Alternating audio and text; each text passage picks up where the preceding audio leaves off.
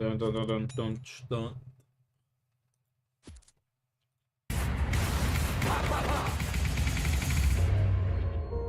Everything that we've been through, the two of us. Maybe you and I could partner up. You want to cook crystal meth? You and me. That's right. All that you've done. No! No! No! It's a part of you. Shit happens, huh? Miss White, I don't think I can do this anymore, so, I'm out. Why? When it comes down to it, are we in the meth business or the money business? I'm sorry the kid here doesn't see it. You are a time bomb. Tick, tick, tick. And I have no intention of being around for tomorrow. All the people that we've killed. If you believe that there's a hell, we're already pretty much going there. But I'm not gonna lie down until I get there. Just because I don't want to cook meth anymore, I'm lying down. I'm done. No, you're not. You're not done. Because if you leave, you get nothing. You understand me? Nothing! You need to stop focusing on the darkness behind you. The past is the past. You asked me if I was in the meth business or the money business. Neither. I'm in the empire business. Village. Come on, don't you know me by now? I know you're a lying, evil scumbag manipulating people, messing with their heads. Todd, I have another job for your uncle, Jesse Pinkman. Police! Drop your weapon! God, don't do it!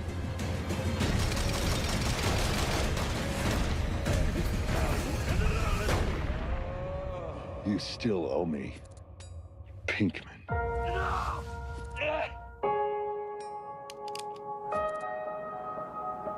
Hey, Uncle Jack, shouldn't we maybe find out what he told him first? And then, we take care of the job after that. Let's go, pal. No, no, no! Look, I gave you what you wanted.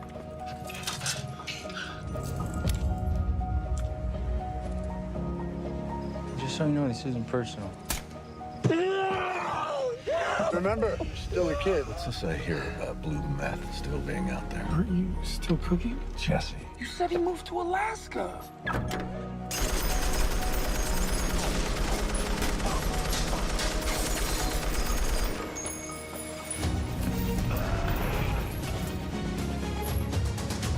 Say the words. I want this. Then do it yourself.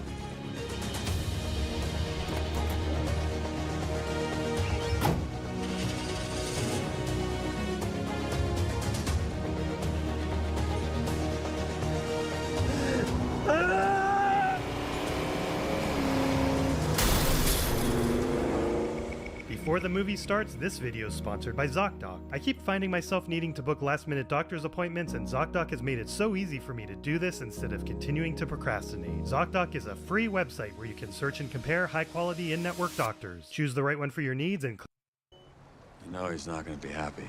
No, I suspect he won't. we start with a flashback which takes place right after this moment in Breaking Bad. Yeah, I was just leaving. Only you can decide what's best for you, Jesse. This makes Mike one of the few characters to appear in Breaking Bad, Better Call Saul, and El Camino. They filmed the movie completely in secret. This is some top secret shit. I thought it was for Better Call Saul. And I was like, finally, got that call. And it wasn't. To help pull this off, they had code names for all the main Breaking Bad characters. Jonathan Banks was Pops. Actually, just Pops. I'm out. After this, they both approach Walt about a buyout. I'm out. Actually, Miss White, I'm out too. Remember what got Jesse to this point. No! No! No! After the death of Drew Sharp, no amount of money could get him to keep working with Walt. It was really cold as they were filming in November through January, 44 days compared to the typical 8-day filming for an episode of Breaking Bad or Better Call Saul. Jonathan Banks said he and Aaron couldn't stop shaking, and his hands are in his pockets so much because they both have hand warmers in there. The same thing happened in the Confessions episode of Breaking Bad. This takes place at the Rio Grande, chosen because it's a couple hundred yards away from Mike's final resting place. That confrontation with Walt happens not long after this. This is sunrise posing as sunset. You can tell because on the Albuquerque side of the river they're facing west and the sun is behind them. What are you going to do with all that money? Same thing I do with all the other money. He should have just addressed it like this. How about you, teenage retiree?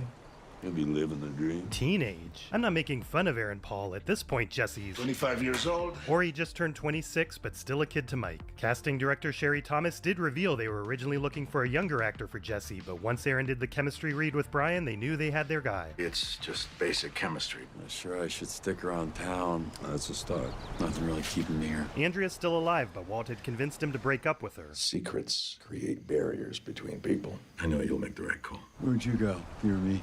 Alaska. So Mike planted the seed, although he was always a fan of. I just rode truckers. After this, Jesse mentions it here. So I gotta pick where I go? Well, it's your life. I imagine you get a say. Alaska. Alaska. I never figured you for a big moose lover, but whatever floats your boat. Alaska. If I were your age, starting fresh, Alaska. Just think of all the drives he could shovel. You can shovel my drive if you're looking for more. It's the last frontier. Start over. Put things right. No. Sorry, kid. That's the one thing you could never do.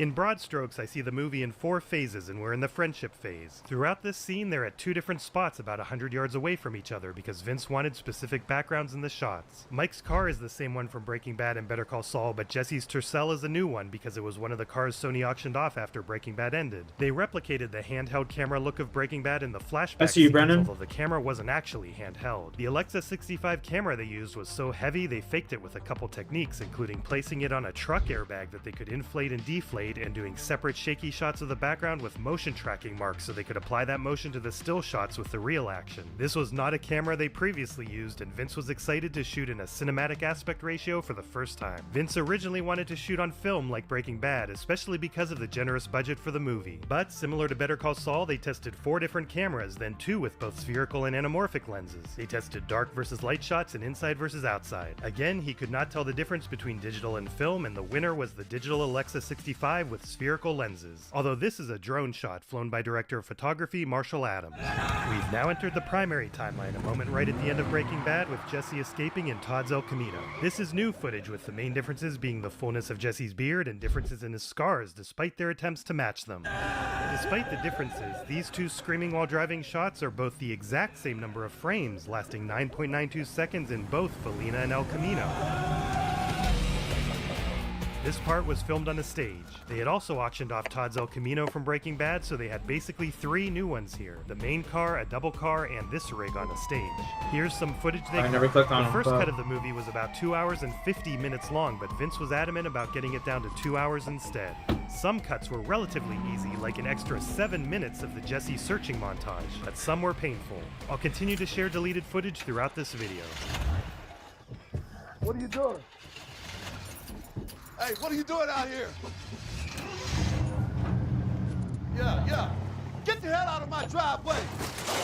It was all junk mail anyway. 212 is the Breaking Bad episode in which Jane dies. Coincidence? Knowing Vince, maybe not. Vince said he had 2 motivations for making this movie. Better not come back! Wondering if and how Jesse would have gotten away, and wanting to work with Aaron Paul again. Around Breaking Bad's 10th anniversary, he thought about doing this as a 10 to 15 minute minisode codenamed 63, as in the 63rd episode of Breaking Bad. Then the idea morphed into an hour-long episode, but it still wasn't cost-effective to go to all the trouble for 1 hour of content. Also, Tom Schnauz gave Vince the advice to not think of it as episode 63, as the 62 episodes of Breaking Bad are as perfect and complete as they could make them. That was Walter White's story, and what Vince should make instead is Jesse Pinkman's story that isn't missing from Breaking Bad. It's something that doesn't necessarily belong in Breaking Bad.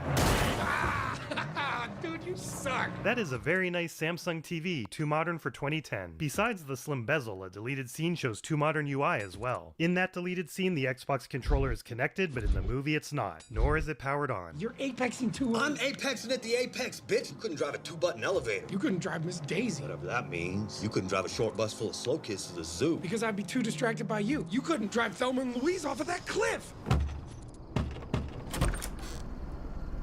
Jesse? Who is it? I gotta get that car off the street. He's pretending this ultralight fence prop is heavy. The first several iterations were too heavy and he couldn't budge them.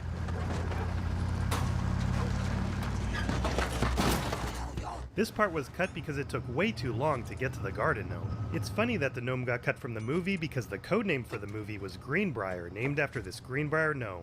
Was Christy Esposito secretly advertising El Camino? Because the making of the movie was top secret, they also liked the codename's connection to the Greenbrier Resort, which hid a secret government bunker in the Cold War era. It's also fitting that the El Camino runs it over since it displaced Greenbrier as the true title of the movie.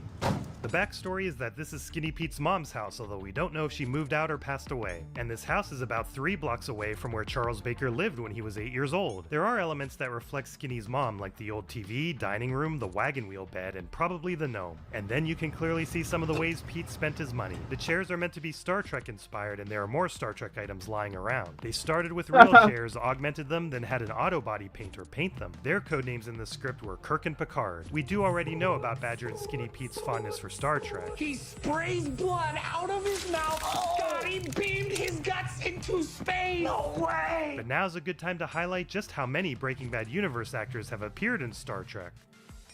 Still kind of obvious. That's actually nuts. Yeah.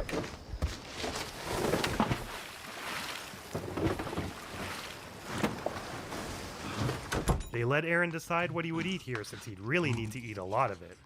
This is the first thing they shot on the first day of production, although they did film the upcoming press conference and time-lapses about a week earlier during pre-production. Check out what's on TV. Man, what's wrong with you? I ain't watching no TV right now. It's the news. This oddly might be my favorite part of the movie. It's such a simple concept to just show Albuquerque like it is in real life, but it's so poignant as a result to see Saul's office and Pollo's gone, as if they were replaced by their real-life occupants. A deleted scene also shows Saul's bus bench from the first time we ever saw his name, now available for a new ad. Their legacies are erased and the world has very quickly moved on. Look on my works, ye mighty, and despair. Nothing beside remains. The deleted scene also shows Jane's apartment. The bank now owns the building, and there's a Venture Realty sign, which is Stephanie Doswell's brokerage. I know you stole that spoon. Is it true that a military-grade firearm was altered and used to carry out this attack? That voice is Melissa Ng, Vince's assistant, who thought she was doing a temporary voice, but it ended up staying in the movie. To the best of my knowledge, it was an M60 machine gun. There are 2 familiar faces. We've gotten to know Suzanne Erickson, one of the 2 Better Call Saul exclusive characters to appear in El Camino, which I can safely point out spoiler-free. And that's Austin Raimi, who we previously saw in Breaking Bad. Tell us more about this person. I didn't know that. The wolves counter you've seen before is specific to Better Call Saul, but there are a lot throughout this house. They're a person of interest, and they may have information relevant to this case or other cases the DEA is investigating. This is not a real TV station. They previously showed this TV footage in an El Camino promo, with Huel watching it from the safe house before finally leaving. They had 7 different wigs for Aaron, ranging from 1/4 of an inch long to the longest one here at 5 inches. I like to imagine he's freaking out because there's no battery in the smoke detector. Jimmy.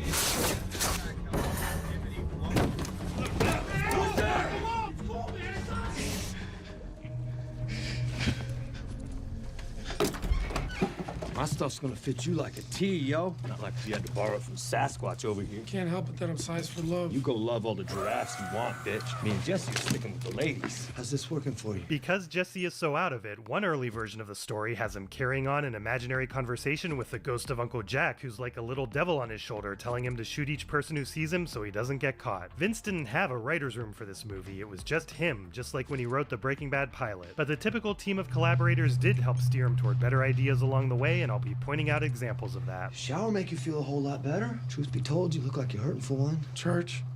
No offense. Feel free to open up a new bar at Irish Spring, because the old one might have like hairs on it and shit. The bedroom and bathroom are set on a soundstage, but the rest of the house is the real interior of this house. Yo, I got Axe body spray, I got Obsession for Men, I got Tommy Hilfiger. Obsession's the bomb, yo. Got it for him for Christmas. Maybe don't, like, shave and whatnot, you know? Be less recognizable. Jesse. What? Do they really keep you in a cage?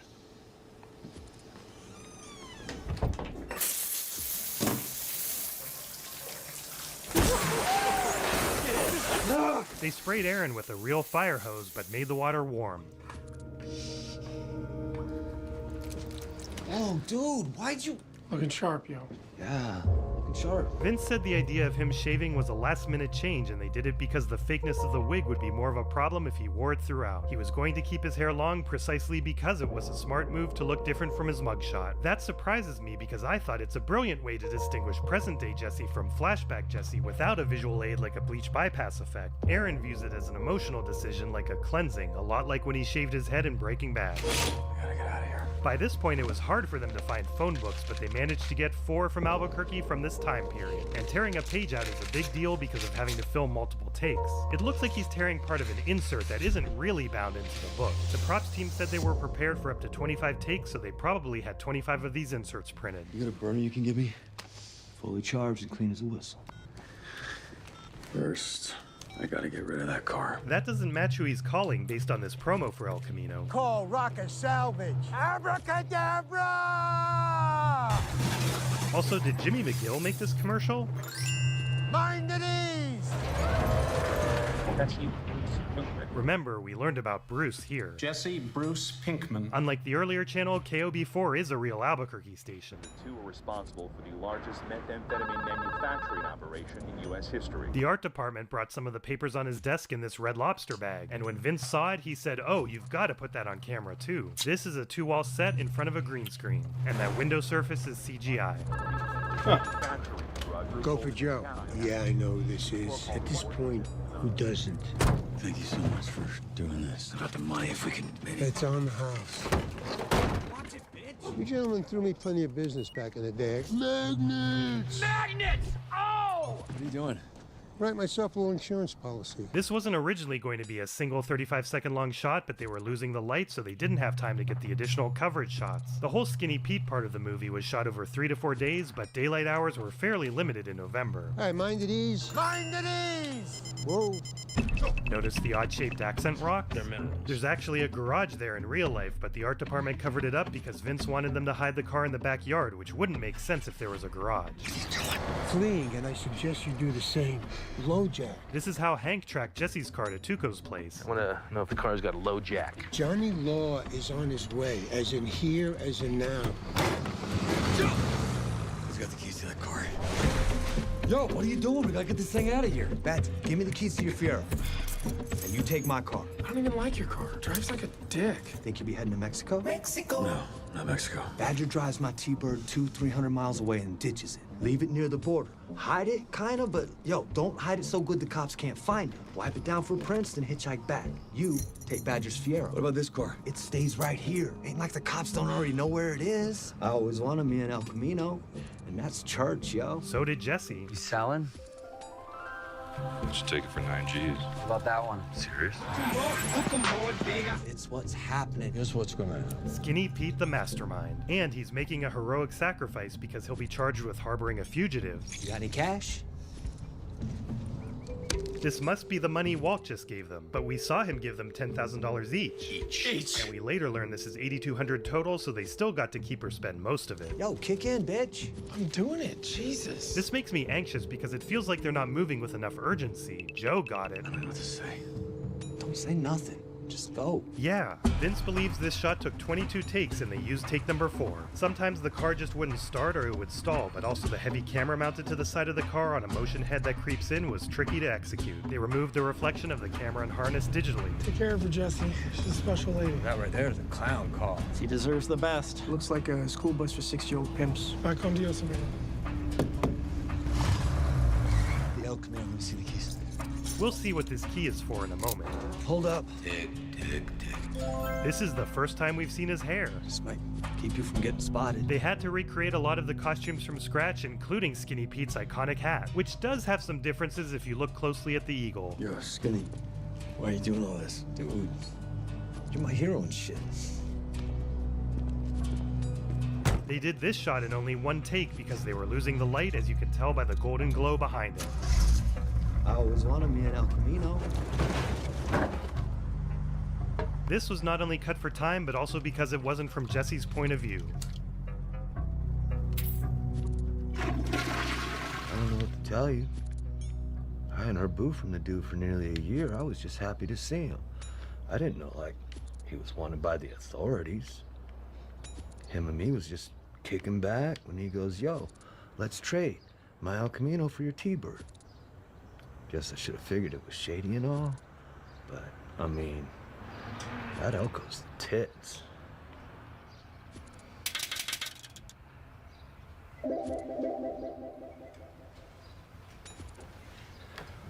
Always wanted me an El Camino. Must mean I don't get to keep it.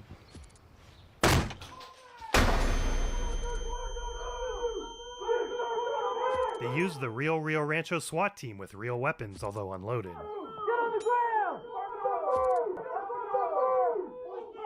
Give him your other hand! Check that hole! Don't move! One one of the movie teasers shows Pete being interrogated, although this was filmed to be a commercial and never intended to be in the movie. There's a memorial for Hank and Gomi. I have no idea where he is. Don't know where he's headed either. North, south, west, east, Mexico, the moon. I don't have a clue. But yo, even if I did, who wouldn't tell you? Because I've been watching the news, same as everybody else. I seen that little cage of his they kept him in. I'm so sorry. I don't know what to tell you. No way I'm helping you people put Jesse Pinkman back inside a cage. Oh, maybe the slow response time was due to orchestrating this like a parade route. They used the real Albuquerque police for this. This is a bit like the Breaking Bad pilot.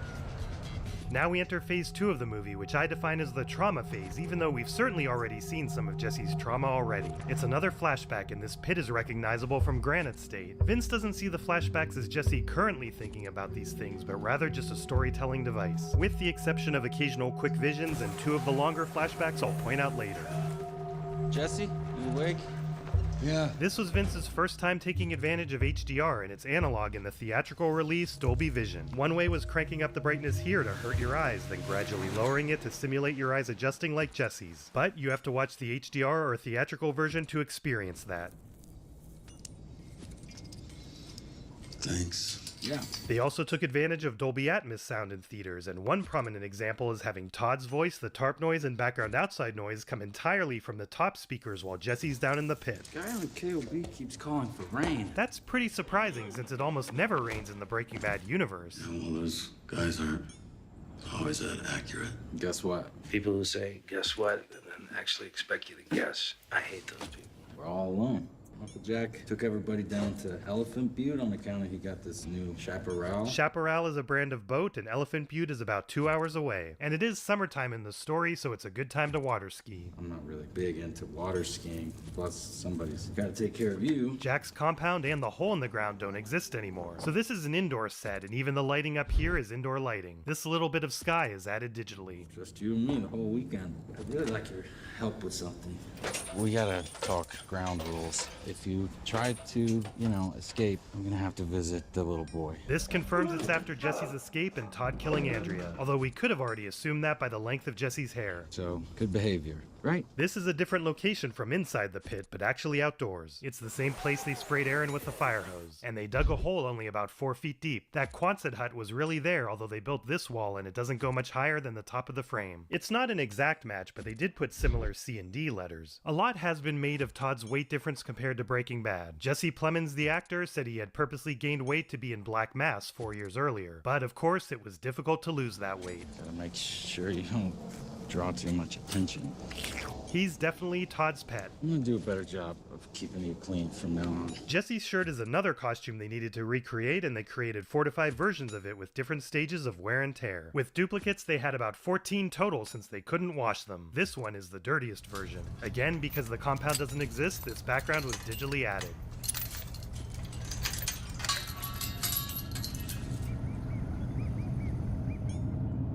And it looks like the gate is much larger than it was in Breaking Bad. Please, no! No! Please, stop! This is a nod to Vince's significant other, Holly Rice. Not just the Holly, but the cross street, which is the Spanish word for rice. It's interesting that the speed limit here is 18, but Albuquerque does have streets that are also bike paths with this unusual limit. Good job. Good boy, Jesse. Jesse isn't just some rabid dog. In deleted footage, we see he wasn't hiding the whole time. Whew. Good thing we were wearing our seatbelts. This is Aaron's daughter, Story Paul, held by his brother, Steven. Hey, how you doing? Hey. Maybe it's safer if you get down out of sight.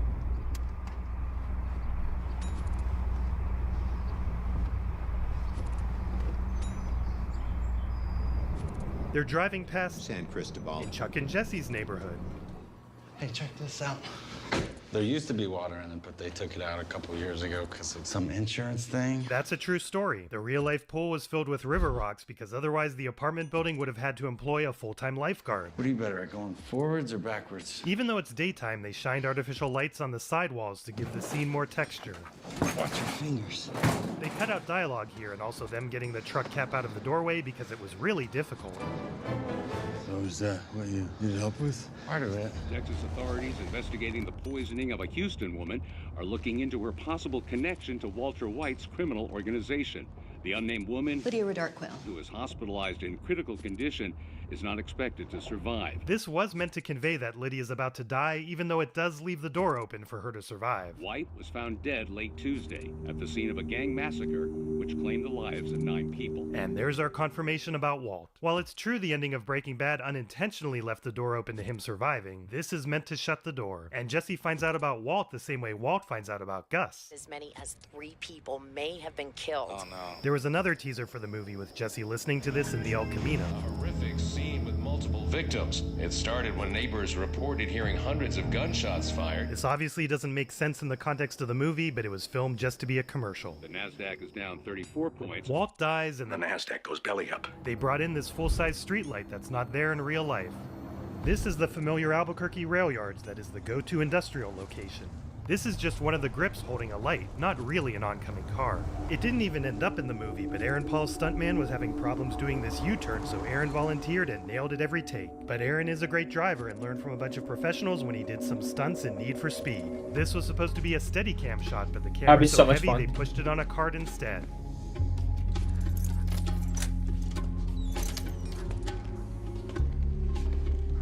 Producer Melissa Bernstein was the judge who signed this search warrant. It was signed on the 14th of September, a week after Felina, and I don't think that much time would have passed yet.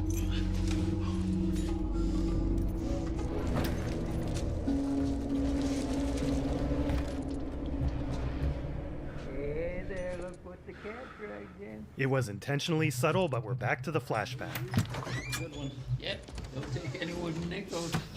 That guy, he's not supposed to be home at this hour. This is a set, as the real-life apartments are about a quarter of the size. I really lucked out that he didn't see you. How you like my place? It's nice. Kinda pastel. I was thinking of Easter eggs. I'm always thinking of Easter eggs. Did you know every Better Call Saul Hidden Details video has Skinny Pete except one? Or that there are often other hidden details for those watching closely? Anyway, production designer Judy Rhee, who also did Better Call Saul Season 4, was inspired by Pa's Easter egg kits, elementary school classrooms, and Disneyland, such as this Bavarian table that reminded her of It's a Small World. And then, similar to Skinny Pete's place, she wanted you to notice how he'd spend some of his newfound wealth in a way that reflects his male adolescence. A good example is the scorpion chair in his bedroom. That was Vince's idea, custom made for the movie, and apparently available to buy, at least for now. Vince originally imagined Todd's apartment to have lots of sexualized items around, like posters of naked ladies, but Judy wanted something more childlike with overtones of violence. For example, salt and pepper shakers that are hand grenades versus Vince's idea of naked lady salt and pepper shakers. When designing this set, they actually sent wallpaper samples to Canada, where Jesse Plemons was filming a movie, so they could get photos that showed how his flesh tones look against them. Lately, I'm thinking I might like to try some new paint. Is that why I'm here? You want me to help you paint?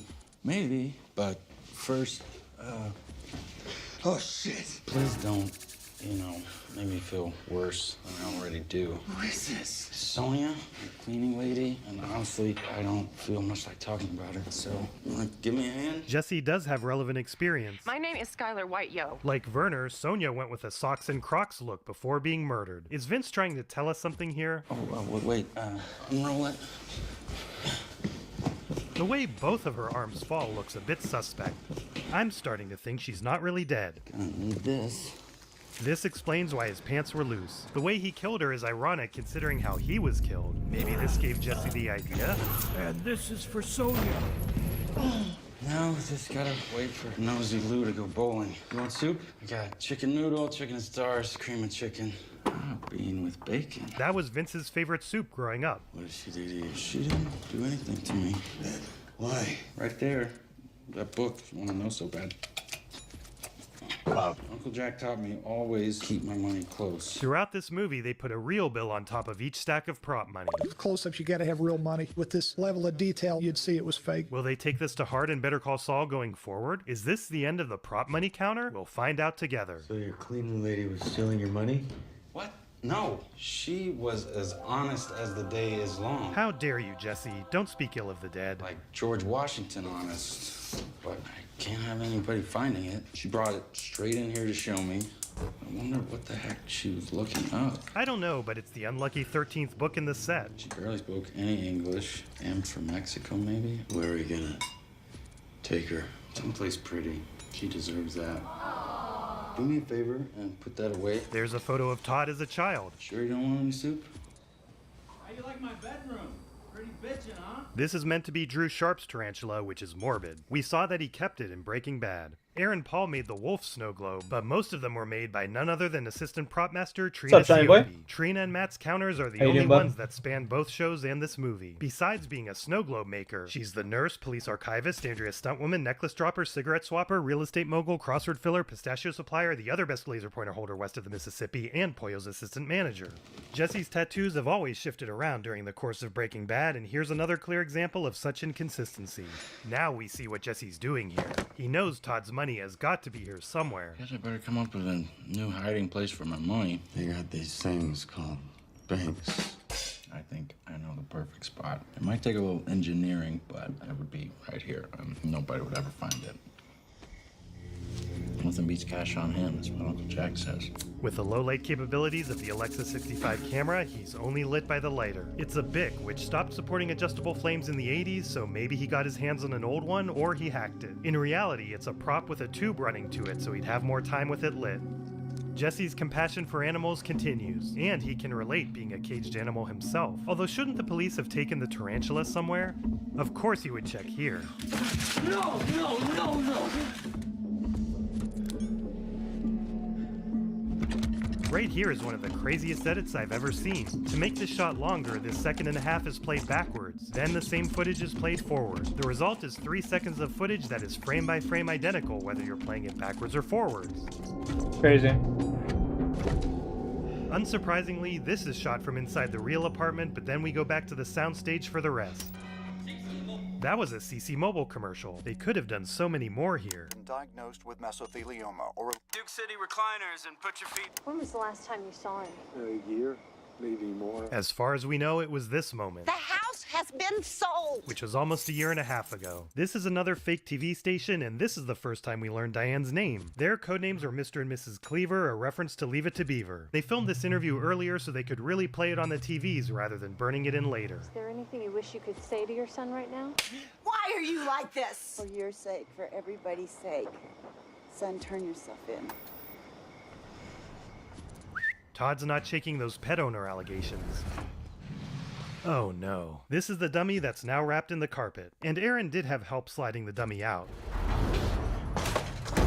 Vince wanted her crock to fly out during this, so they rigged an air cannon inside the dummy to shoot it out on cue. You're looking kinda lonely, girl. Would you like someone new to talk to? He's being towed, and you can just barely see the reflection of the towing vehicle. I feel like it's a missed opportunity to cut to Jesse and Sonia when he sings, Can I sit down here beside you? This gesture was his idea, and he surprised Vince with it, who loved it. Although in doing so, he exposed the earwig feeding the song to him. Sharing the night together. Whoa. This part was filmed much later on a soundstage. Sharing the night together. This is in Arizona on the eastern edge of the Painted Desert. Vince chose it because he wanted a cinematic location. We are shooting in a spot that the film representative of the Navajo Nation tells us has never been shot in before. During Breaking Bad, Vince always felt like there was more story to tell with Todd the sociopath, and with this movie, he finally got his chance. He believes Todd is one of the most interesting characters they ever came up with, and that you wouldn't necessarily know it from watching Breaking Bad. Todd's codename was Dolph. Short for Adolf. They could have gone with Ricky. Sure. One thing about Walt and Jesse, they are both really good at digging holes quickly. It took 3 professionals an hour and a half to dig it. You wanna say a few words? Nice lady. Excellent housekeeper. Hey, grab another pack. What's up? There should be one in the glove box. Morley cigarettes are a nod to the X-Files, although this Marlboro lookalike brand has appeared in many shows and movies. You find them? This is the same gun that Jesse has in the present day, so Todd must have continued to keep it in his glove compartment. He had left Jack's compound without a gun. I'll take that, Jesse. Jesse, I'll take that. On the way home, I was gonna get us some pizza. Pizza solves all relationship problems. Pizza.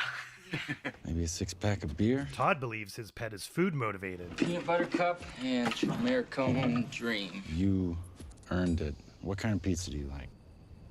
Jesse, what kind of pizza? Pepperoni. That seems to be the White family's choice as well. They reminded us that Jesse escaping would put Brock's life at risk. I'm gonna have to visit the little boy. Maybe he could somehow save Brock before the rest of the crew returns, but the bottom line is that he's been beaten down. All the torture and manipulation has gotten to him and broken his spirit. Look at that view. Should be a heck of a sunset. You know, Uncle Jack says, life is what you make it. It's ironic that the credits song says,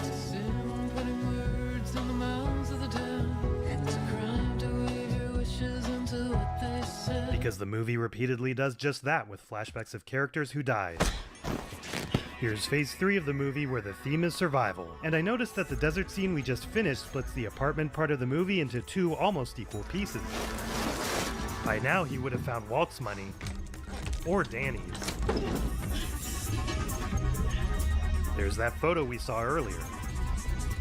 Besides the painted desert, this is the first shot that made me feel like I'm not just watching another episode of Breaking Bad or Better Call Saul, even though it does have a lot of similarities to this shot. I was thinking it was because this set looks expensive, but maybe I was subliminally influenced by Judy Reed's decision to design the apartment to perfectly fill the cinematic aspect ratio. The entire shot was her idea. Vince was going to do multiple Jessies, but from a normal angle. Judy's pitch was to make it look like a mouse in a maze. This is the same set that we see the rest of the time, but with the ceiling temporarily ripped out. Aaron really searched around and tore things up for about an hour and a half while Vince would call out instructions. Hey, Jesse, Aaron rather, keep doing what you're doing. Tap your hand on that wall and shine your light. For the music here, they combined 2 unrelated songs with time stretching and pitch manipulation to represent the chaos inside Jesse's head.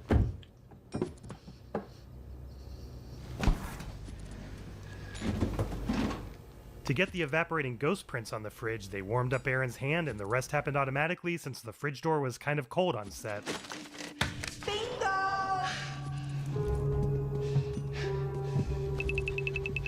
There's a very hidden detail that already reveals they aren't really policemen. Casey is using a lockpick to open the door rather than a key.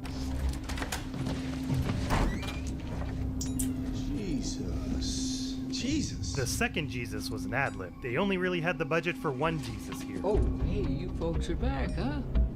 Sir, what can we do for you? I talked to your guys yesterday. I'm around if you ever need any additional information. See, I knew the decedent pretty well. Never really trusted him. Kind of saw this thing coming. I mean, well, not exactly, but kind of. Thank you. You guys have business cards? No, I'm sorry, we're fresh out. Just take it easy. I've done a little investigating myself. I'll start here. You start in the back.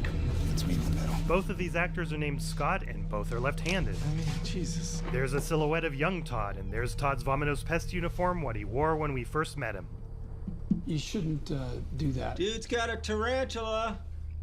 That is Lydia with her Louboutin shoes, and she's even wearing cornflower blue like she later will in Felina. Nice coat on her. Cornflower. Yeah, no crazy in this house. Perfectly normal. Todd's in there with her, and if you look closely, you can see little stevia packets floating around with the hearts. You can see Todd working on this in Snow Globe, a Breaking Bad short. Leave a message. I was just calling to check in and confirm our meeting for Wednesday. I'm looking forward to it. This is Todd, by the way. I've been thinking about what you said, and I think you're right about producing more. I was also wondering if you would be interested in checking out the symphony orchestra that's in town. Todd? Lydia? Hey. Why are you calling? Hey. I was just calling to catch up. You were calling to catch up. Yeah. Hello? Right. The phone may be bugged. Can't be too careful. Trina Siopi is hiding in the closet here next to the camera. That's right, she's the closet hider snow globe maker. You get the point. I'm no be cool. Pull your partner in here. Very casual. Hey, Lieutenant. That was smart because he knows right away someone else must be there. You find something?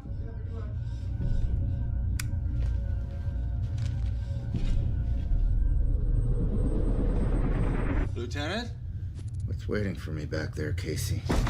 Whoa, whoa, whoa, whoa, whoa, whoa! Put your gun down! He says he's not looking to kill any cops. After filming this part for hours, everyone's arms were getting tired, so Aaron rested his arm on Scott's shoulder as much as he could. What are you doing here, Pinkman? There's something I need. What? Seriously, throw your gun in here and show me your hands! Seriously, no. You point yours at me, I point mine at you. That's how this works. You know how many officers we got downstairs? 6 last I counted. 6 my ass. I counted 8 of them. They hear shooting. What do you think they're gonna do? There's only one choice here, buddy. Give up, Pinkman. On the ground. The whole set is built on a 4-foot riser so they could have the camera at floor level here with camera people below. And Aaron had to suspend his upper body over a hole here. Jesus Christ, are you kidding me? What now? Stay on him. What are you doing? How about some handcuffs, yo? Forget your handcuffs. Jesse's noises and lines here were dubbed in later with ADR. You two aren't cops. Get his legs! Find me something to gag him with! No! I know where the money is! That's what you're here for, right? I fucking cheese you won't find it on your own. It wouldn't be a Breaking Bad movie without a 5 knot.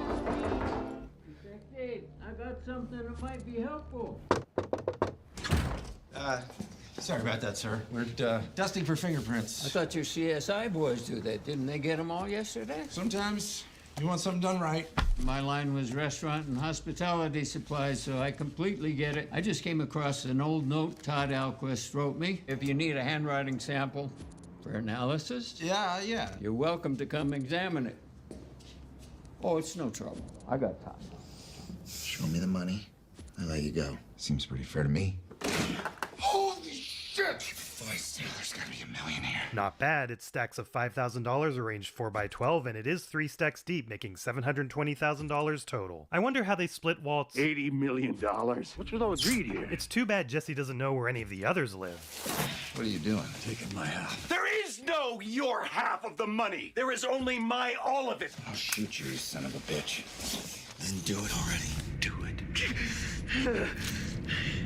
If I don't get this money, I am dead. That's diabolical. Pull that trigger, you are gonna have to kill that loudmouth down the hall, and every other witness will be as fucked as I am. There's some karma here. So, what's it gonna be? 3-way split, and you got your third. Don't push it. This sculpture was designed by producer Charles Neuwirth. Yep, I got the money. Gotta keep them talking for the next 5 minutes. Since I got the Brita, I find the tea tastes noticeably better. Not a problem. He's got a giant fork and spoon like the Whites. They filmed the 2 actors separately here and composited the shots together so they'd both be in focus.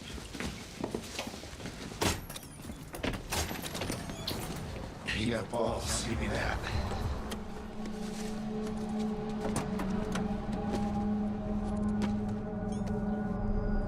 I was wondering when you were going to remember me. In case you were wondering, no, he wasn't really in Breaking Bad. Although the actor was such a big fan of the show that he and his wife spent the first 3 days of their honeymoon watching season 3. This fake page does match what we saw earlier. You can see they're all fake phone numbers starting with 0 or 1 without resorting to the obvious 555 numbers. There's another Duke City named Business, and we can deduce what he's looking for given all these vacuum shops. They're using a fake number for best quality vacuum that's different than the fake number we first saw on the card in Breaking Bad, and different from the real number we had seen on the building. This used to be a callable number, but alas is no longer in service. Here's the message you'd get. You've reached Best Quality Vacuum Repair. Our store hours are Tuesday through Saturday, 10 to 6. If you need after-hour repairs, please leave your name and number, and we'll get back to you as soon as we can with a quote. Thank you, and have a nice day. He recognizes the car. This reminds me so much of the Pollo sign reveal, which was also directed by Vince.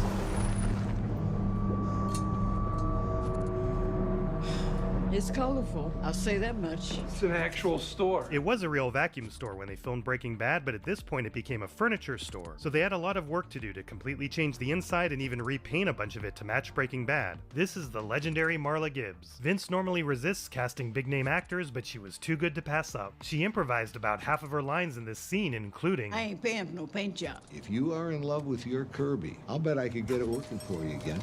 Be with you in a minute. I may take you up on that. Excellent. If I can get my niece to help me. I want you to promise you won't try to bring it in by yourself. Get that help. Thanks for your help. I'll be back with my Kirby. Drive carefully. If there's any questions I can answer, just let me know.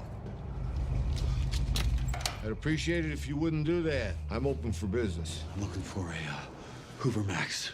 Pressure Max, max pressure Hoover, maybe it's a Pro Max. Got like a filter. Jesse had overheard the line here. I need a new dust filter for my Hoover Max Extract Pressure Pro Model 60. Hoover products are right over there on the wall behind you. Ed is doing his best Gus impression. If you have a complaint, I suggest you submit it through our email system. Look, I don't remember the exact password.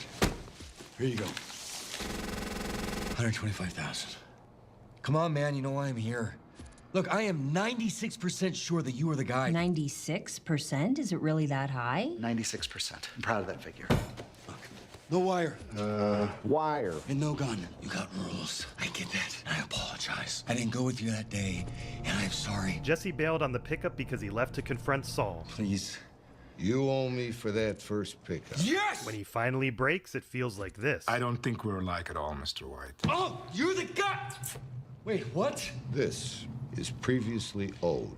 Going forward would require an additional 125. I guess Jesse had gotten the deluxe. Last quote I got on the deluxe was 125 grand. Fair's fair. 422. That's the one he took before Neil and Casey showed up. 23. By my arithmetic, you're 10,000 shy. This counting confused me at first, but he's counting stacks of $5,000. After the initial 125,000, 23 stacks is 115,000. What's amazing to me is that Jesse really did perfectly execute the three-way split and grabbed exactly 1/3 of Todd's money. There's the Skinny Pete and Badger money. Hey, 200. May I borrow this? What are you doing? I'm gathering your belongings. No. I'm not going to try to collect what you owe me. I don't think it would end well for either one of us. Keep a low profile, travel by night.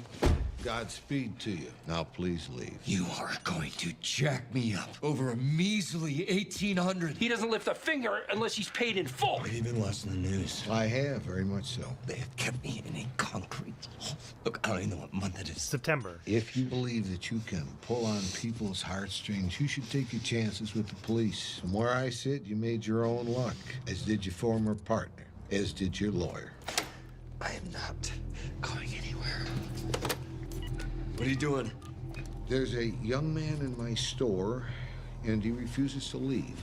Yes, I'm beginning to feel threatened. My name is Ed Galbraith. This is actually the first time we hear his name. Although the Breaking Bad script referred to him as Ed, it was never spoken. 2714 4th Street, Northwest. That's the real address. You didn't call anybody just now. You faked it. You don't just hang up on a 911 call. That's what I was saying when Nacho's dad did this. They'd call you back immediately. Jesse might know because of his experience with Jane.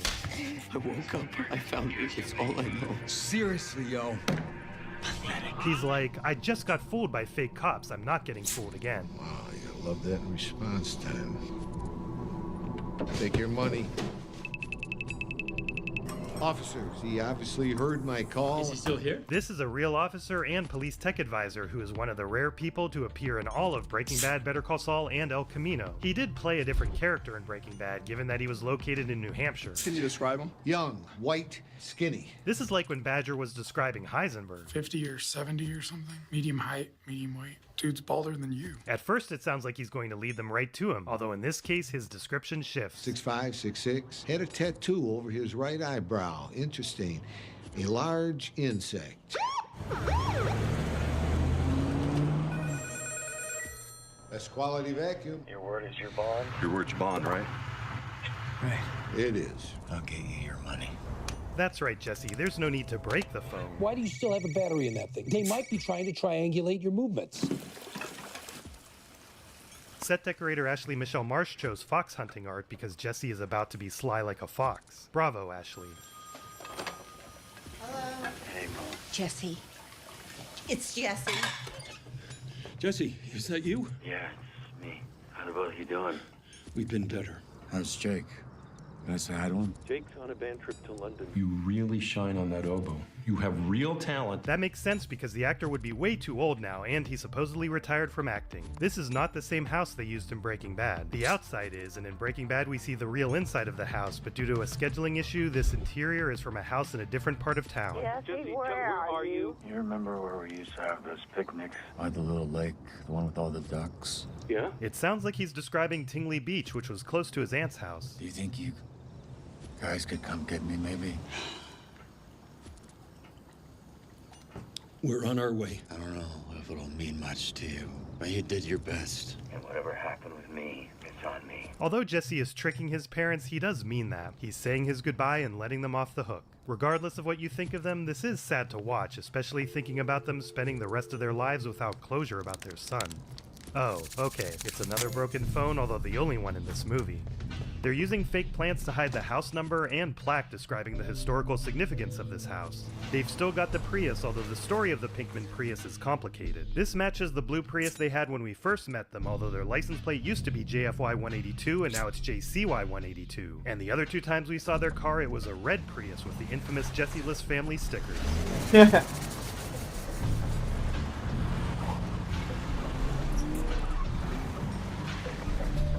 Those two guys are real Albuquerque officers. They're still watching the house, but in typical Breaking Bad fashion, they don't watch the back door.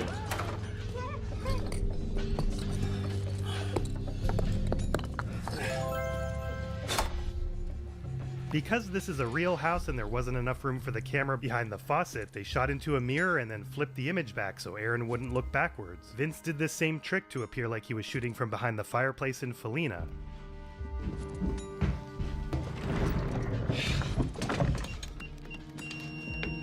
Jake's birthday. Of course. The code changed from presumably Jesse's birthday to Jake's, even though that doesn't match what he typed. His parents keep doing this. It's almost like Jesse is Chuck and Jake is Jimmy. I'm the favorite. Practically all they ever talk about. Prop master Peter Hansen explained that Jesse's dad is not a gun guy, but he happens to have two vintage ones. If only the safe had $1,800. Instead, his plan requires another step. They only have photos of Jake in the house. They've erased all traces of Jesse except for these height markers. According to the set decorator, that's because they're not easy to remove. Ouch. Vince got this idea because his parents did the same thing with his brother and him. Here's a 2-minute and 6-second long oneer done with a techno crane on dolly track and includes a 360-degree rotation. It was DP Marshall's idea and Vince called the shot bravura. Vince wanted the shot to go on even longer but needed a cut point to show Jesse's reaction to realizing there were more people here. Oh, shit. You're a big boy. That's a big boy. It's Man Mountain, the second Better Call Saul exclusive character to appear in El Camino. The actor David previously played another character called Man Mountain in Hancock, co-written by Vince. He's driving a Hummer H2 like Danny. This guy's bigger than your mom, Sean. Who's Candy? He speaks. $7.50 an hour, cash up front. Perks are extra. Perks. Know we, boys? Hello to you. Hello to you. Hi, welcome. My name is Casey. Oof. This is the first of the two big flashbacks. Hey guys, that's my daughter's name. Jesse is thinking about the moment right now. All right. Done. Well, shit, you're done. Been here 20 minutes. What'd you do? Had a fish plate up here. What the fuck is that? Is that even a real word? Look, man, I want more of those things. Once again, they put in the buildings that no longer exist with the help of a green screen. They also digitally hid Aaron's safety harness. Although you can tell he's still wearing a harness by the bulk. A fish plate I need, because what? I'm Catholic and it's Friday? You sure you couldn't just put a few more gussets up there? It's your money. But what I just did, you don't even need that. Tried to rabbit on us once already. There's no way I'm doing one more cook for you psycho fucks! I'm thinking he's gonna figure out a way to break this thing. Him? That's 4-inch channel iron up there. You can hang an F-150 from it. They filmed this over 2 days, and during one, it was so cold you could see their breath. To combat this, Vince would have them swish cold water in their mouths right before filming. $50 says he breaks this thing right here, right now. You're on. Go for it. Now! Go! Go! Hard! There's one of the Vamanos pest crates that Jesse and the boys got when Pete did his original digital exit. This equipment is the same shown in Breaking Bad, and Vince chose this shot to echo the final shot in Breaking Bad. You can barely see it, but Walt's bloody fingerprints are on this tank. It doesn't fit the story, as this flashback happened well before then, but Vince didn't have the heart to remove the iconic prints. If he breaks his leg, he's not going to be able to cook. You fucking HR department? No, he's his owner. Gonna even up the odds a little bit. Go! Go, go, go! Yeah! Who is this guy anyway? He's a rat. That's all you need to know. Here it's his stuntman Regis Harrington. Vince was going to cut this callback to Peekaboo, but Aaron fought hard to keep it in to show that Jesse still had his gentle nature. Because beetles like this enter a hibernation-like state in winter, they had heaters around the set so it would move. The ladies did have a nude scene here, but it was cut for time and because Vince said everyone kept calling him a pervert. In both directions, the inside and outside are combined with green or blue screens because the inside of Candy Welding Company is on a soundstage. In your dreams, buddy. They're improvising here. Cuddle with my dog. Never coming back to this jump place again. Wake up, Clarence! First Diane Pinkman, then Ed Galbraith, and now we learn that Man Mountain's first name is Clarence. Any relation to Geraldine Strauss? Did Clarence get the Alpine Shepherd boy? These guys are also improvising. I said my son, cocaine wasn't even invented when Brigham Young was born. It's okay, you can have some. This jumps from 4 lines to 3, and Kyle here must be a narc because you can see he's faking. Cocaine and Mormons.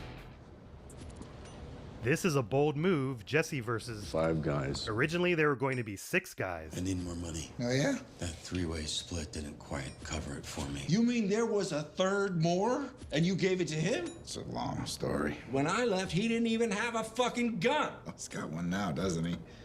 So, shut up. All I need is $1,800. I'm asking as a favor. Oh, what, like charity? Seriously, shut up. Why not an even $2 grand? $1,800's all I need.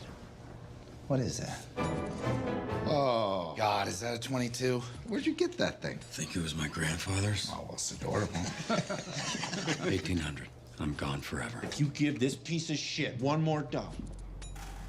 Stop helping. This awkward leaning wasn't in the script, but when Vince saw him do some of it, he asked him to do more. And he used his favorite director trick of not telling the other guy he was going to do it. Cold out here. This part reminded the stunt coordinator of A Bronx Tale. My third is in a duffel bag in the top drawer of that file cabinet. Where's yours? In my car. Your 22 against my 45.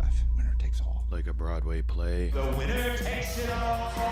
No. Like the Wild West. Like the Wild West. Vince said he shamelessly copied some of his favorite westerns, which is appropriate because he always viewed Breaking Bad like a modern western. Cowboy. Jesus, Neil. Shut the fuck up.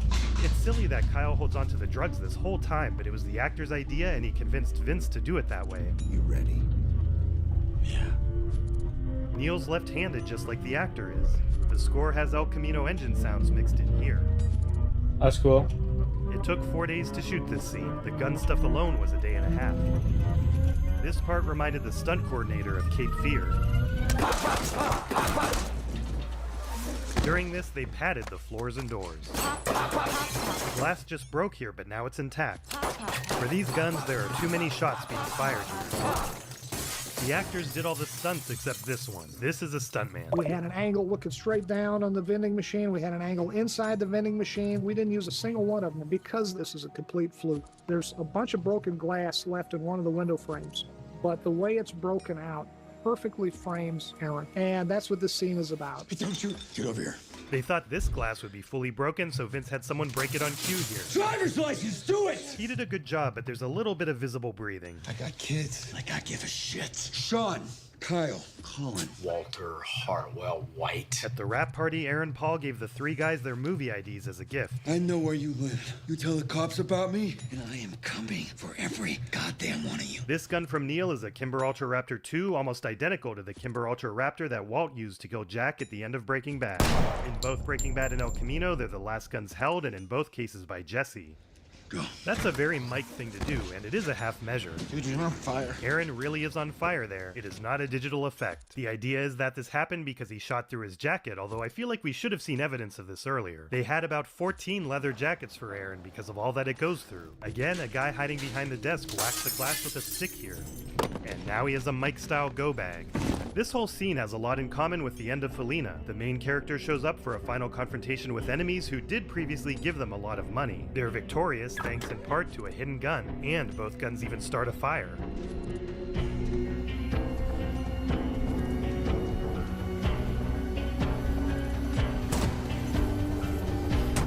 In real life, this is a non-flammable welding tank with the top removed so no pressure can build up.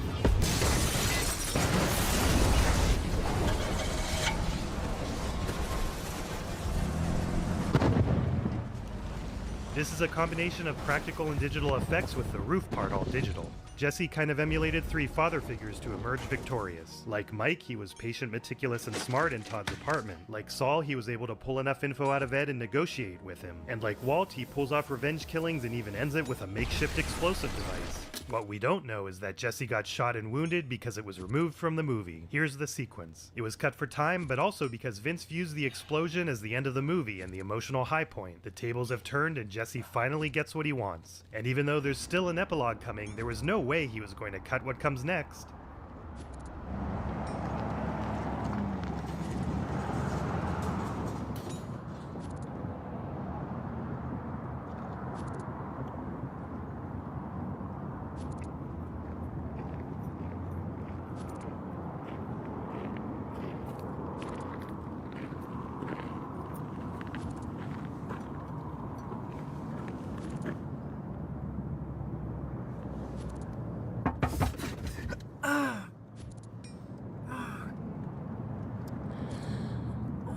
How we doing?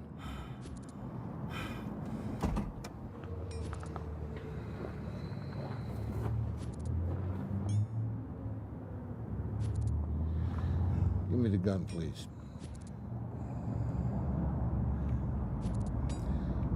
Whatever happens from here on out, you won't need it anymore.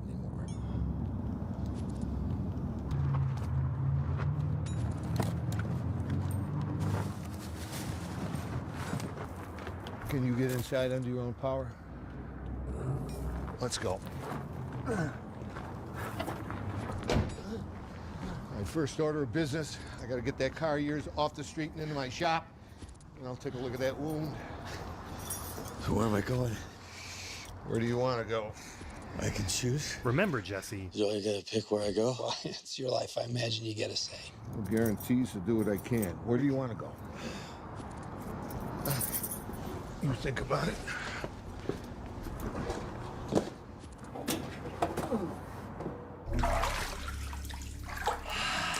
Notice the hair. This is a flashback. Do you miss me? And this is a set because real hotel rooms are too small. Are you gonna convince me?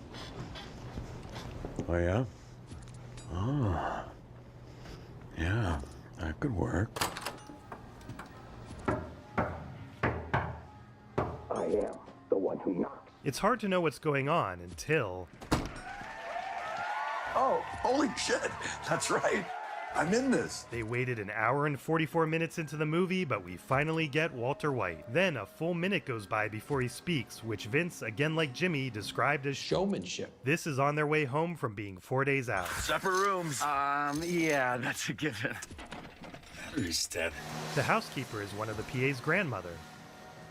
They shot this part last after the cafe scene we'll see next. Aaron Paul has a very hidden detail to share with us. You can't tell, but that is a bald cap. We can tell. You got a brain the size of Wisconsin. But I do think people exaggerate just how bad it is. It does make his head larger because he has a full head of hair underneath, although they use digital effects to shrink it. Even without the head size issue, he's bound to look a bit different from being 11 years older compared to season 2 and having a fuller face. In this later interview for the Popcorners commercial, the side view looks great with no digital touch-ups. It looks so real. So they probably should have stuck to side views, or just put a baseball cap on him. By the way, I missed it at the time, but look how bad this backstage reflection is in his sunglasses. And they shouldn't have shown his right side because the bald cap is missing the cyst he still had in season 2. Shaving his head wasn't an option because he was in the middle of starring on Broadway in the play Network, for which he won his second Tony. It also helped keep the secret that Brian was even in the movie. With all the secrecy, they went next level with Brian. They sent the bald cap team from LA to New York City to fit him with the bald cap in a secret hotel suite nowhere near where he was performing. Then they had a 36-hour window to fly him from New York to Albuquerque and back because that's the longest break he had between performances. They put him on a private charter jet, kept a coat over his head outside the plane, and had him stay in a private home like many of the cast for secrecy. By the way, the code names for Walt and Jesse were Bert and Ernie.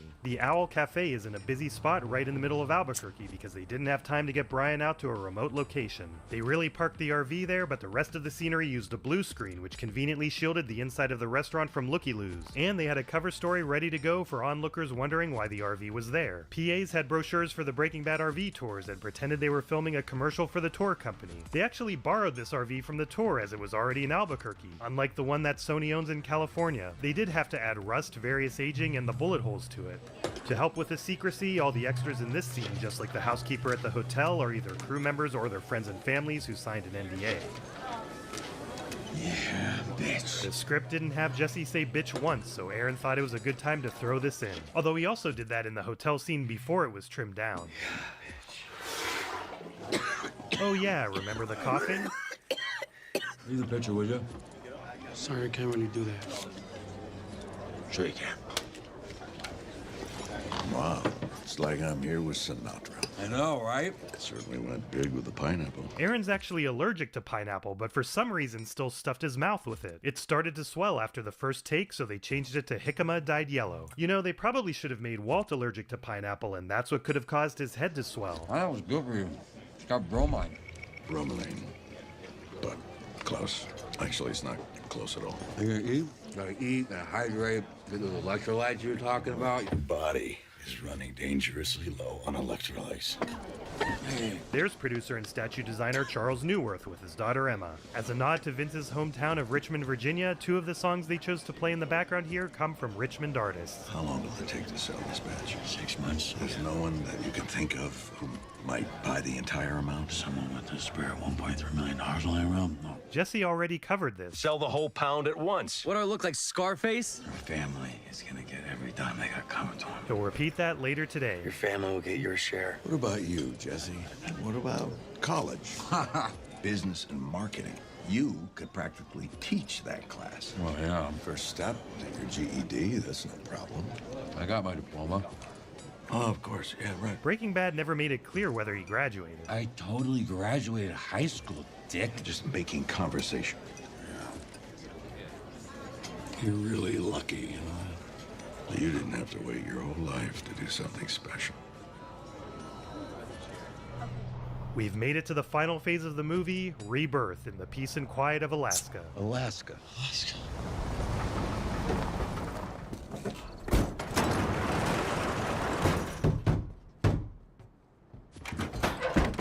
This is Alaska. This is Alaska. In real life, this is by the Sandia Ski Resort close to Albuquerque. It's the same area that served as New Hampshire. Welcome to New Hampshire. And Denver. It's quiet. Figured you could use some of that. Date of birth? 6/10/84. Mother's maiden name? Stackhouse.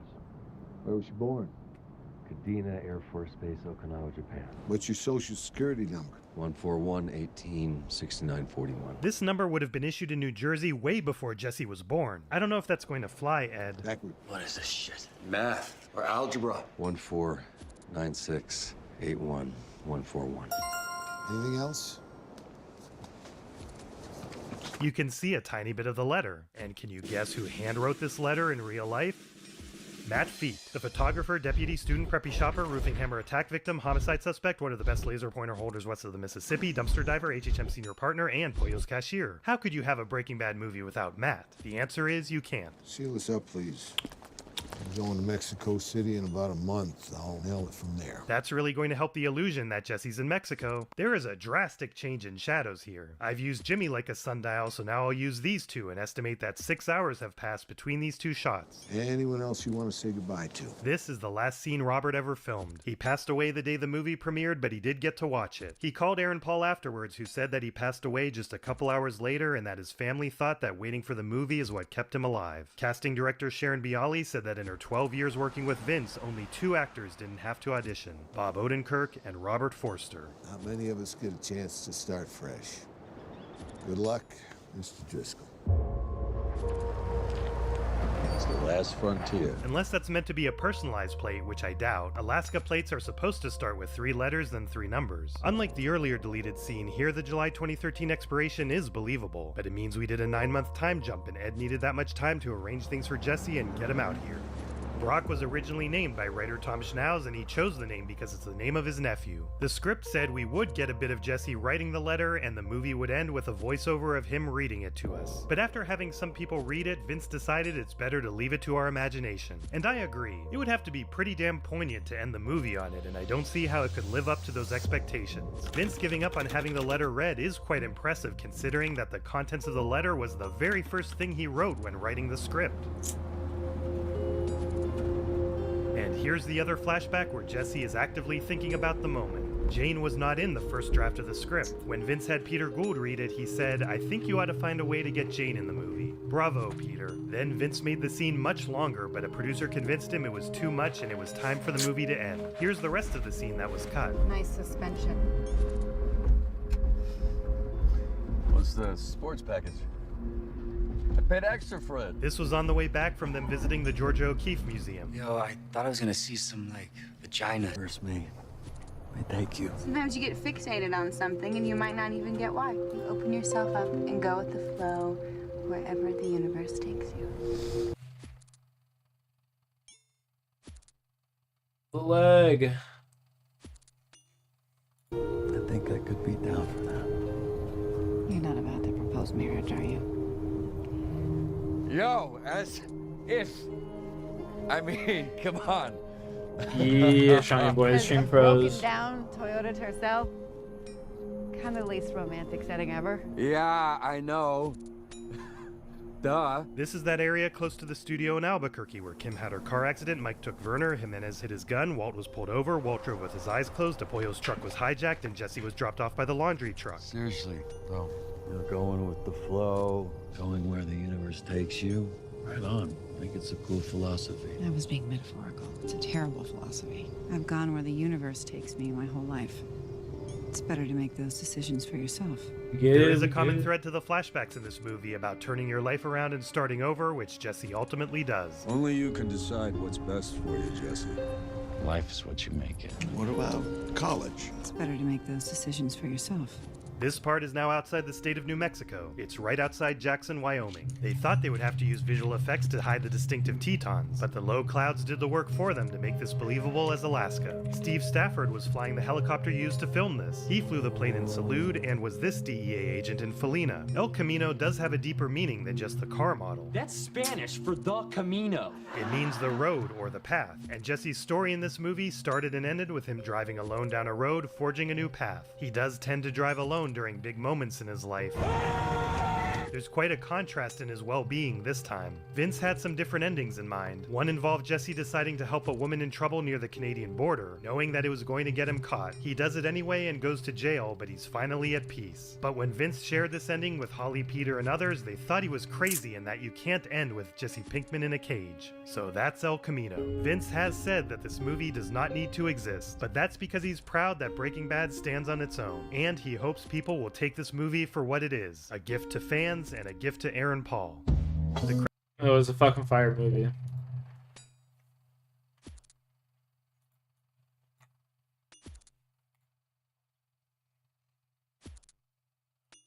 Can't lie. Ugh.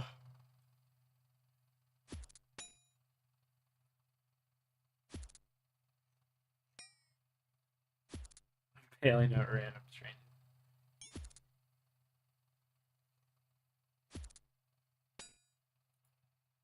Former Dodger Yasiel Puig, who's facing 15 years in prison, just signed with a professional team in Canada. At one point, one of the most popular players in the sport, Puig played in parts of 7 big league seasons and was named an All-Star with the Dodgers in 2014. Disciplinary and off-the-field issues pushed Puig out of Major League Baseball in 2019, where he has since had stints in both Mexico and South Korea. Puig was often seen lingering around winter meetings since 2020, attempting to seek a return to Major League Baseball. However, Fucking guy signs a major league deal facing 15 years in prison. Get the fuck out of here. That's crazy shit.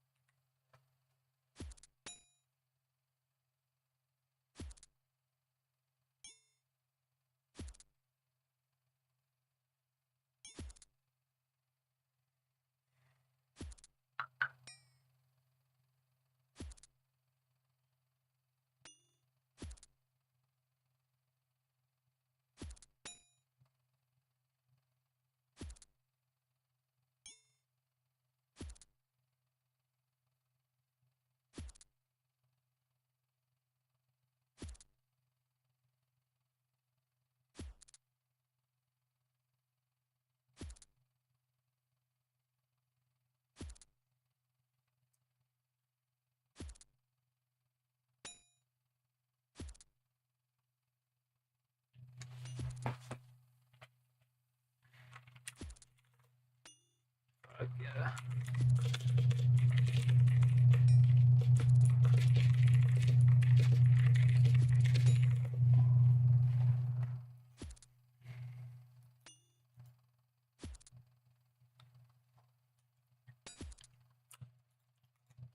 Dude, it's a $15 million deal. He gets 15 mil and he might not even play in the league. That's crazy. That's just fucked.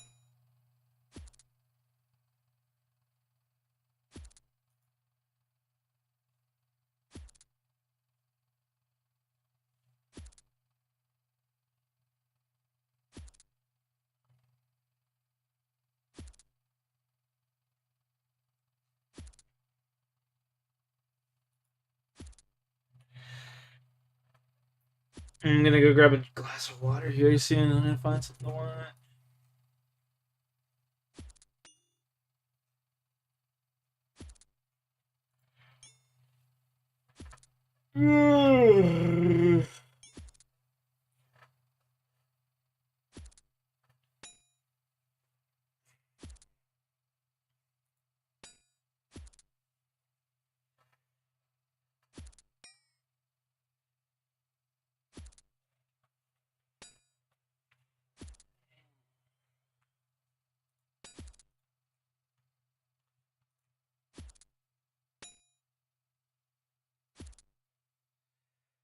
$170K away, bruh.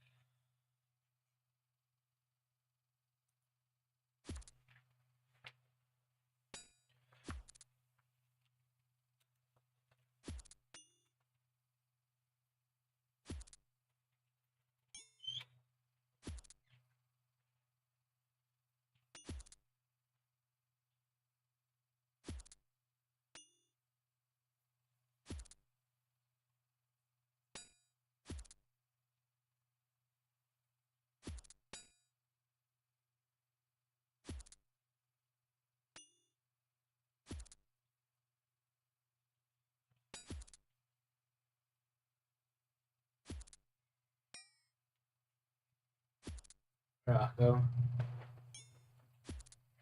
Boy.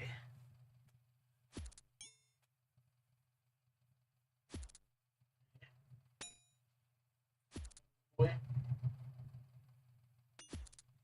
Boy.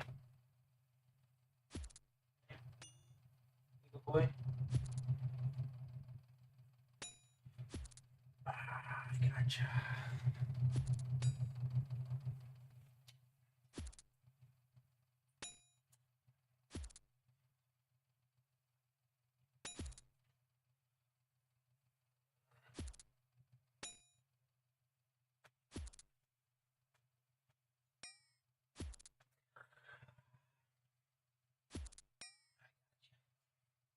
Yeah, I got you.